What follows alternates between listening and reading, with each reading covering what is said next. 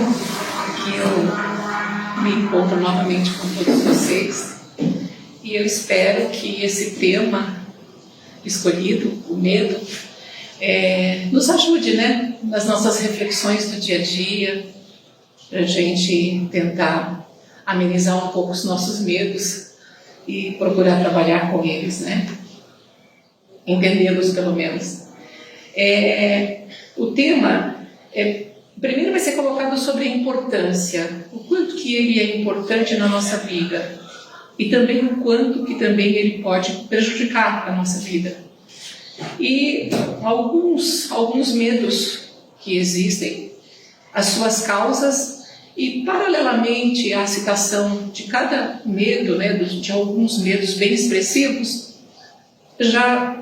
eu procurei fazer algumas citações levando-se em consideração a doutrina espírita para trabalhar essas questões dentro da proposta da doutrina espírita, né?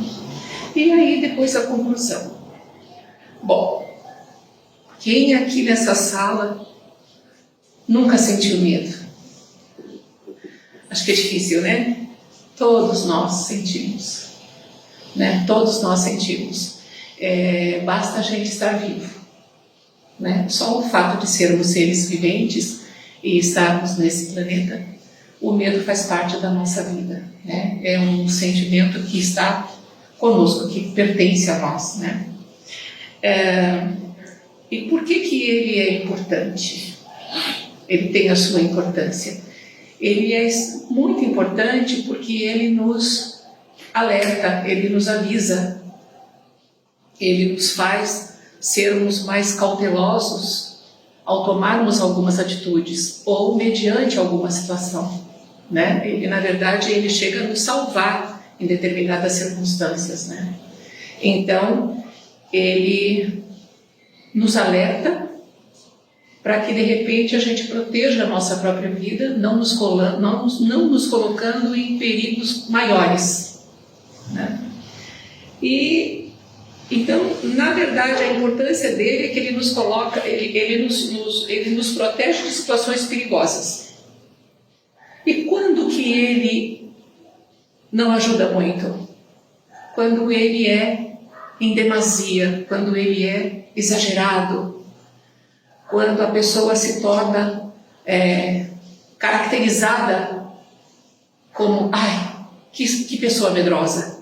Meu Deus, como fulano é medroso. Sente medo de tudo, né? Então, chegando até a angústia, porque o medo em demasia, ele provoca angústia, ele provoca síndrome do pânico, ele faz as pessoas ficarem reclusas e voltarem para o seu próprio mundo. Então, quando ele é demasiado, ele se torna algo extremamente perigoso para nós, né? Então, só para complementar aqui, todos nós sentimos medos, tá? Alguns medos mais intensos e outros, às vezes, até quase que incontroláveis. Quando o nosso medo é incontrolável, quando ele nos paralisa, né? Quando ele nos paralisa é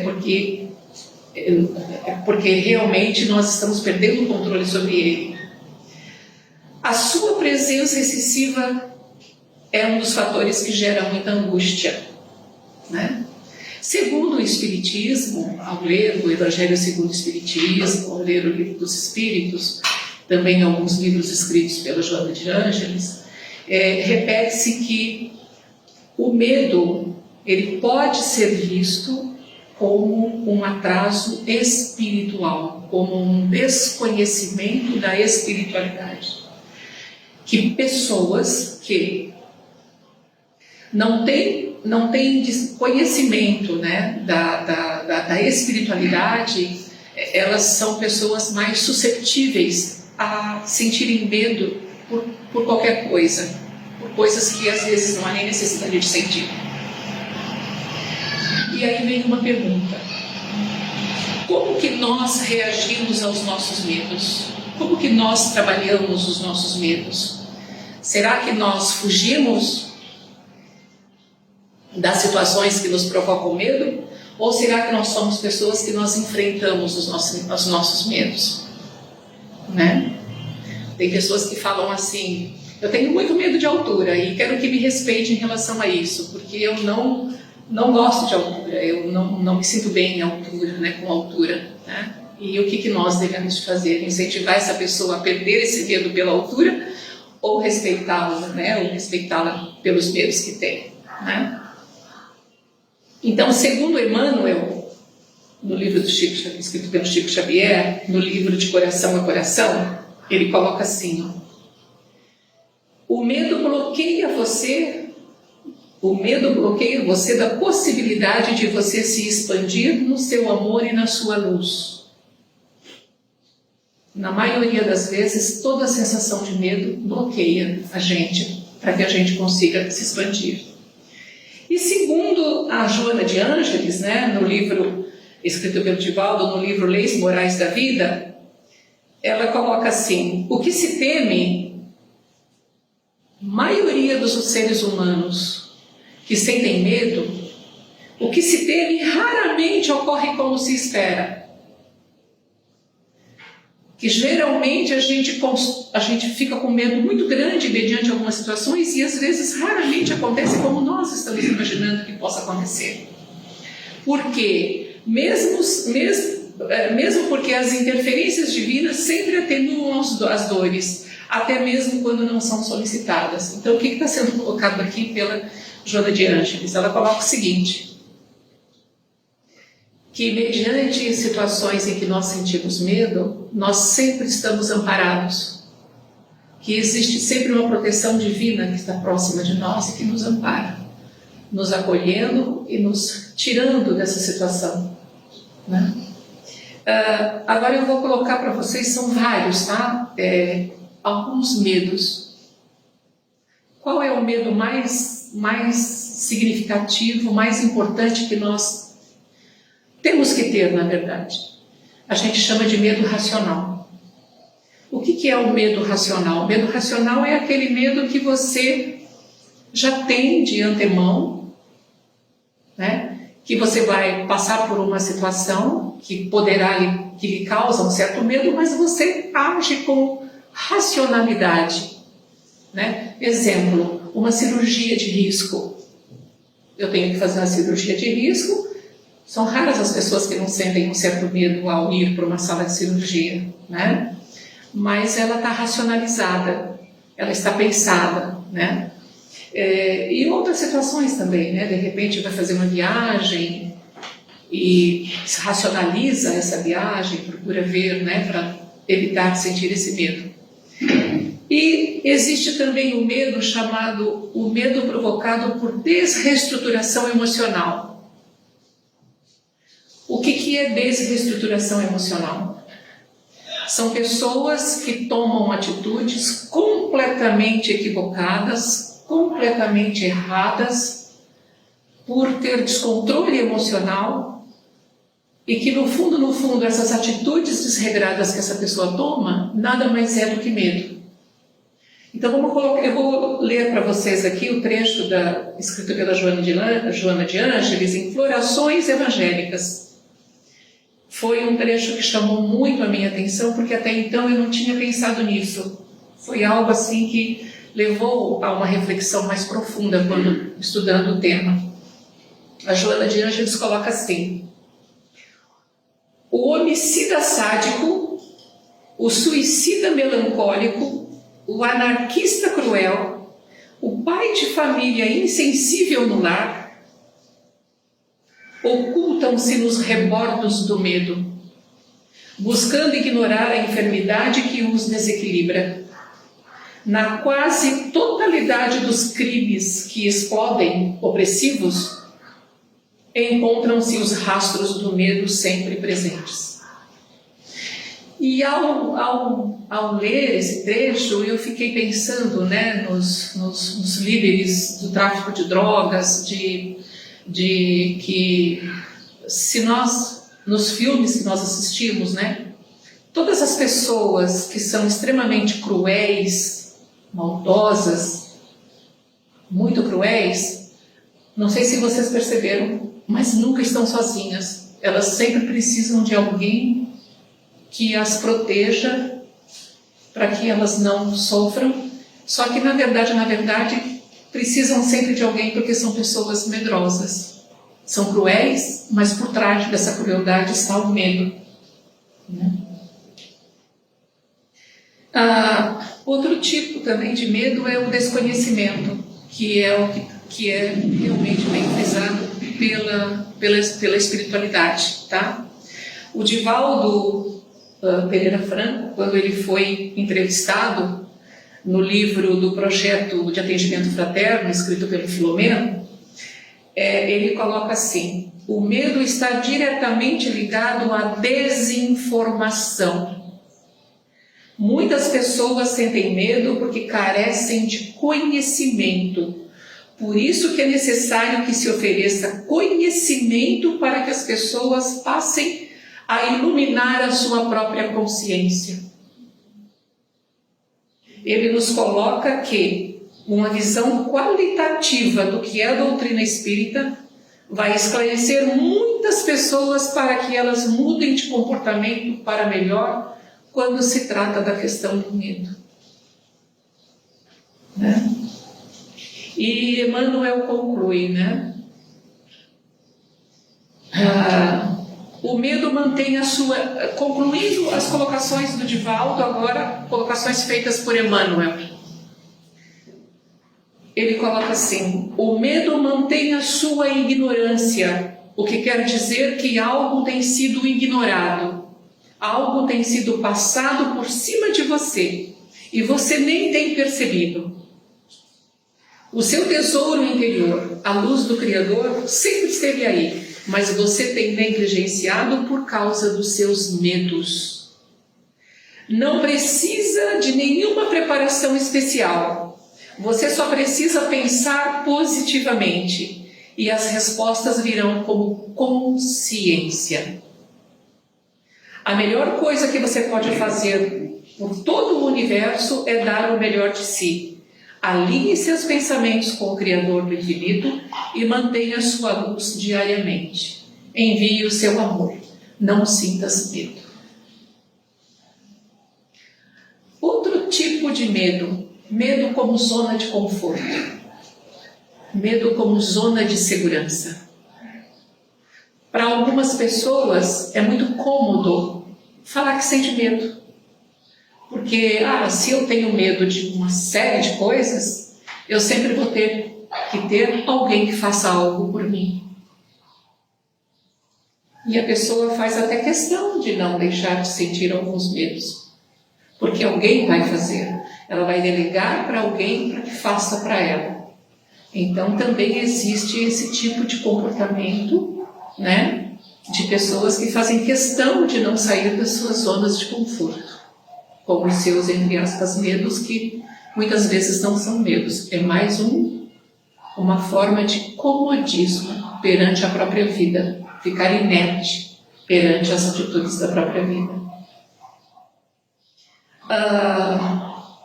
Para essas pessoas que vivem em zona de segurança, em zona de conforto, as pressões da vida continuam. O mundo está mudando e exigindo de nós cada vez mais novas habilidades para que a gente consiga enfrentar os problemas que surgem no dia a dia das nossas vidas. Nossa área de segurança está o tempo todo sendo ameaçada. E cada um vai reagir de um jeito mediante essas ameaças. Cada um tem uma forma de agir.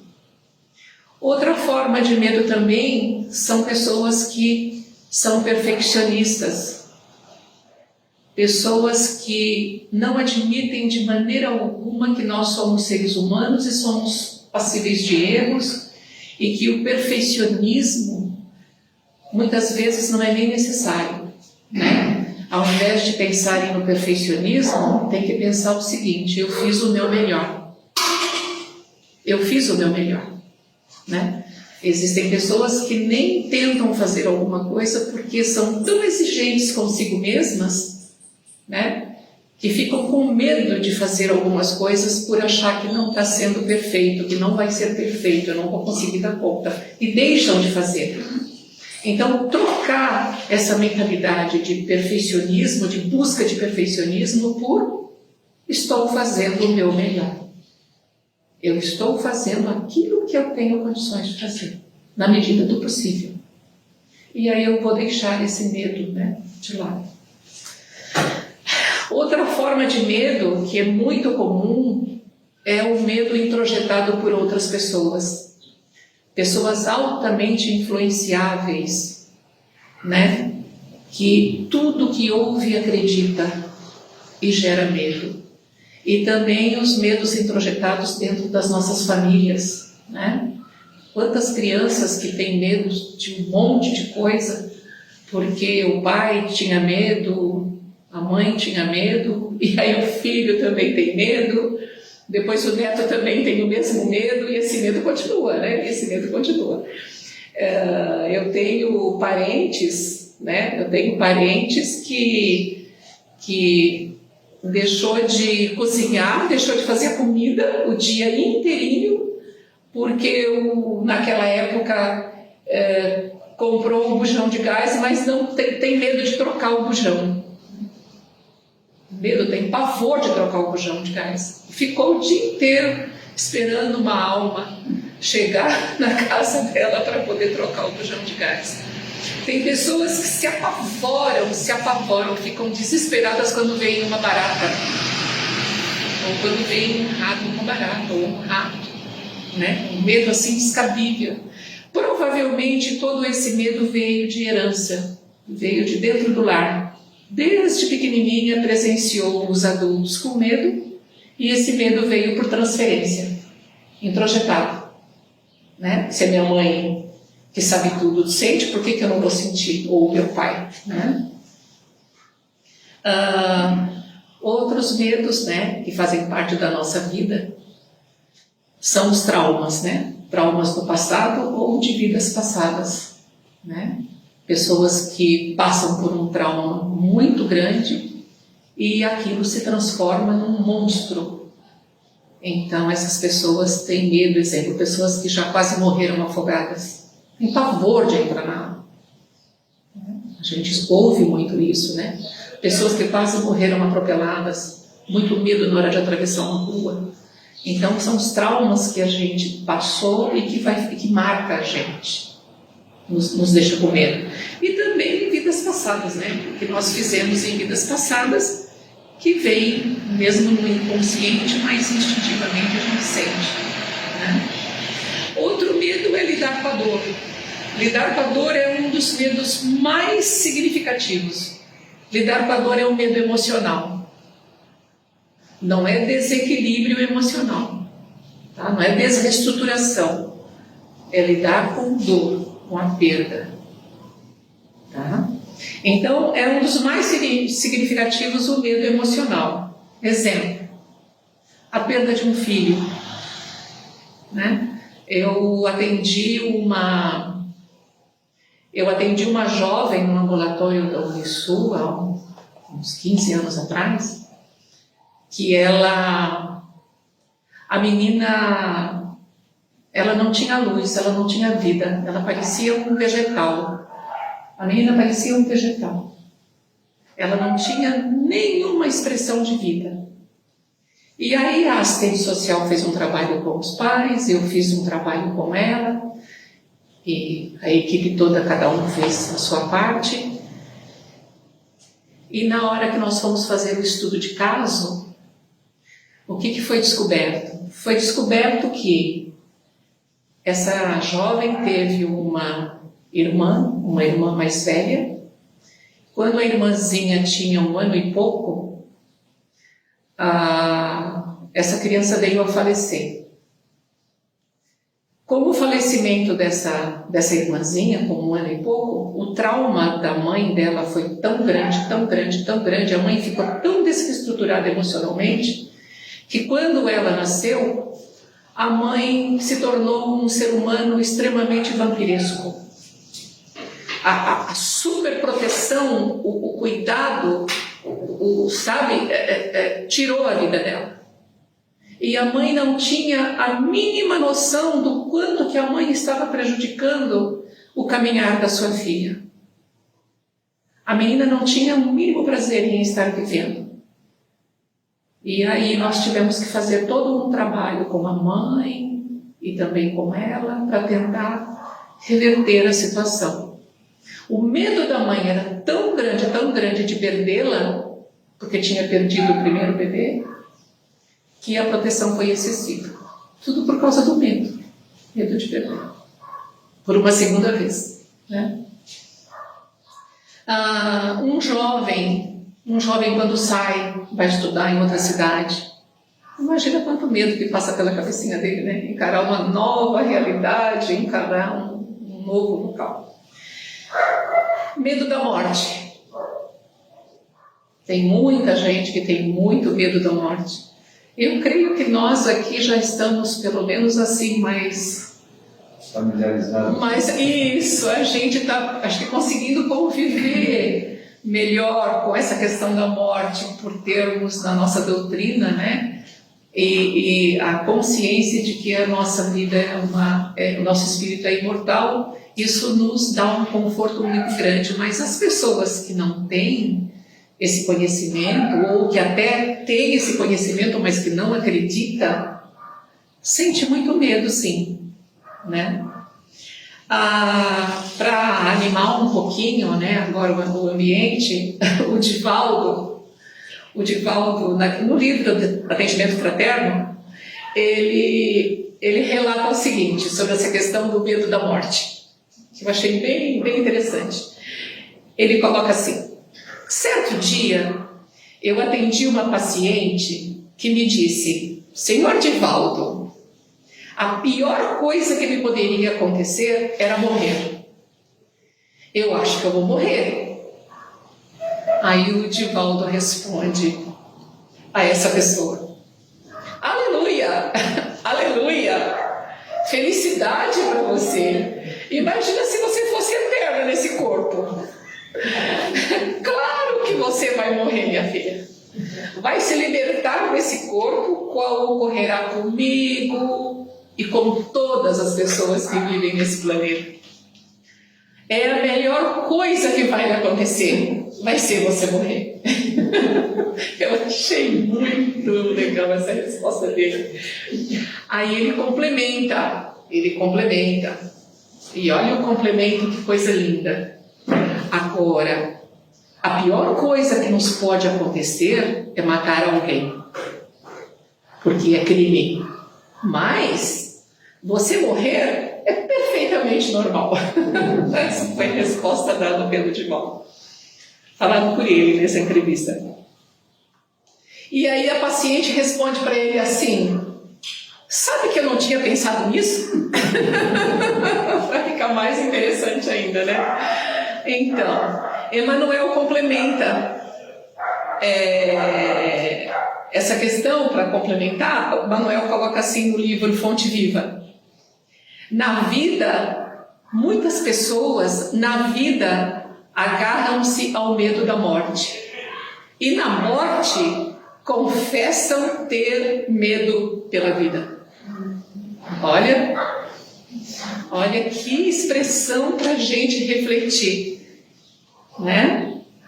Outro tipo de medo é o medo da ação,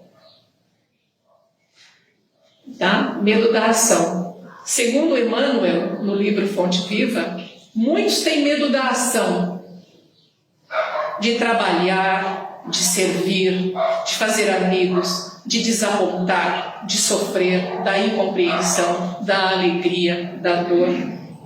São pessoas que se acusam pobres de recursos para poder transitar no mundo como exatamente gostariam de transitar. Medo de expor os sentimentos, se tornando escravo até das suas próprias emoções. Na verdade, eu creio que poderíamos até associar esse medo da ação aqui até como uma zona de conforto para muitos, né? Poderia até juntar. Medo do imaginário ou do virtual, quando está ligado a uma cadeia de associações distorcida em razão de absurdos e de insensatez de que se reveste. Medo onde o sentimento do medo é real, mas não se fundamenta na realidade. Eu ouvi dizer, fulano disse, fulano falou. E aí se constrói um medo muito grande, sem se ter certeza de nada, né? A mídia é um dos principais meios que favorece a sentirmos medo de muita coisa. Mas e se a mídia não existisse? Será que seria melhor ou seria pior? Não sei, né? Eu estava lendo hoje de manhã uma revista que eu ganhei lá no seu da Irlina, no Centro Espírita da Costeira do Pirajumaé. Eu estava lendo um artigo e eu queria expor para vocês que eu achei muito interessante um escrito. Ele coloca assim: os meios de comunicação colocam quantos desastres aconteceram num feriado prolongado, mas não nos coloca quanto milhares de pessoas viajaram nesse feriado e que voltaram sãs e salvos. A mídia nos coloca o avião que caiu e matou mais de 50% das pessoas, mas a mídia não coloca a quantidade de aviões que trafega pelo espaço, levando milhares de pessoas, e quantos que vão e voltam. A mídia, outra coisa que ele colocou que eu achei incrível e eu puxei a minha orelha nessa hora. Quando você assiste a estatística sobre a Covid, a gente fica ali prestando atenção no número de mortes, mas a gente não presta atenção no número de recuperados. Aí ele coloca assim: vamos inverter esses valores, vamos inverter a nossa mentalidade e no nosso raciocínio. Vamos nos preocupar com os recuperados, não com o número de mortes. Vamos nos preocupar com quantos que viajam e que de vez em quando acontece de cair um avião. Foi assim, sabe, eu achei fantástico assim, a forma com que ele coloca para que a gente se permaneça percebendo que muita coisa boa acontece e a mídia se alimenta das desgraças. E os seres humanos, a maioria, fica naquela telinha ali o dia inteiro alimentando desgraças. E isso faz mal para nós, né? Aí vem, né, o que nós estamos fazendo com as informações que nós temos recebido ao lê-las, né? E que, a princípio, a gente fica meio assim, né? Fica meio medo. O que nós estamos fazendo? A gente está passando adiante? A gente está prolongando esse medo, estendendo esse medo aos outros, ou a gente está conseguindo, pelo menos, sair do medo e não patrocinar esse medo aos nossos colegas, amigos, né? Vamos concluir agora. Na conclusão, a conclusão está bem longa, mas eu vou colocar só o essencial aqui para vocês. Para Hamed, tem um livro que está na internet, chamado As Dores da Alma, escrito por Hamed. Ele coloca assim: o resultado do medo em nossas vidas será a perda de nosso poder de pensar e de agir com espontaneidade. Em muitas ocasiões, ficamos parados à margem do caminho, focalizando nos nossos conflitos, deixando a vida girar em torno deles, consumindo a nossa energia vital. A Joana de Ângeles complementa assim, no livro escrito Momentos de Felicidade: o medo desfigura e entorpece a realidade. O medo agiganta e avoluma insignificâncias. O medo produz fantasma onde apenas há suspeitas que se apresentam. O medo é responsável pela ansiedade. O medo de perder isso ou de perder aquilo, sem se dar conta de que somente se perde o que se não tem. Portanto, o que não nos faz falta. Porque na verdade nós não somos donos de nada, né? A gente vem e vai embora, não leva nada. A mesma Joana de Ângeles, no livro Leis Morais, ela coloca assim: a pessoa com medo agride, ela agride ou ela foge? Ela exagera ou ela se exime da iniciativa feliz? Torna-se difícil de ser ajudada e ela contamina muitas vezes o ambiente onde ela está. Porque a sua convicção interna desespera também pessoas que estão ao seu redor. Aí a gente lembra do pai e da mãe que tem medo de tal coisa e passa para os seus filhos, né? E Hamed coloca no livro As Dores da Alma, desvendar é uma sugestão. Desvendar gradativamente nossa geografia interna, nosso próprio padrão de carências e nossos medos, proporciona-nos uma base sólida de autoconfiança. Que nós consigamos refletir sobre os nossos medos, o quanto que eles são significantes ou insignificantes, e que a gente reflita sobre eles, né? E no Evangelho segundo o Espiritismo, quando fala da lei de causa e efeito, também traz essa questão do medo, né? E nós precisamos transformar o nosso medo em sabedoria, adquirir conhecimento sobre as coisas, né? E só para a gente finalizar, quem vive com medo não vive plenamente. Nossos pensamentos poderão reforçar nossos medos ou aumentar o nosso amor em relação a tudo e a todos, né? E aí a fé em Deus, a oração e tocar a vida para frente. Ok? Que a paz do Senhor esteja com todos nós. Amém.